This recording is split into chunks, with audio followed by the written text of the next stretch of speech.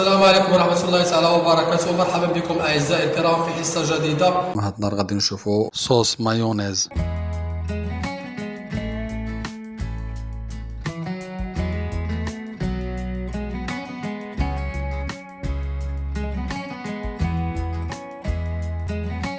بالنسبة للمايونيز غنحتاجو نصف فرد البيض، 20 غرام ديال الموطارد، 25 سنتيلتر ديال الزيت العادية، 5 ديال السنتيلترات ديال الفينيغ وملحة وبزار.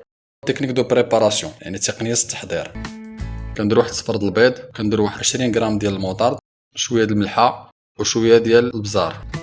من بعد كنبداو نمونطيو لاصوص مايونيز ديالنا، كنخلطو المحتويات اللي ذكرنا سابقا وكنبقاو نكبو الزيت بشويه حتى تقبط لنا لا مايونيز مزيان. عاد ديك الساعات نكبو الزيت بزاف، يعني من بين الامور اللي ما كتنجحناش لا مايونيز هو اننا كنغرقوها بالزيت او كنجيبو بيضه بارده، بيضه تكون الحراره الكوزينه.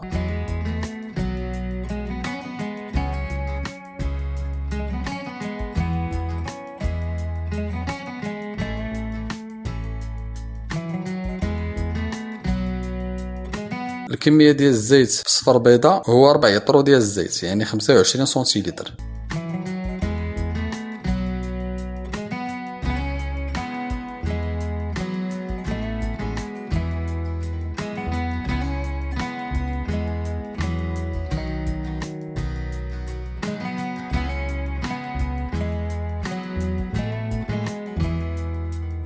هكذا حتى كنسالي داك الزيت ديالنا وكنحصلو على لا مايونيز كما تلاحظوا.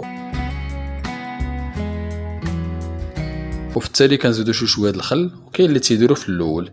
الخل تيبيض لنا لا مايونيز وتيعطيها واحد النكهه وكيهرس داك المذاق ديال صفر البيض.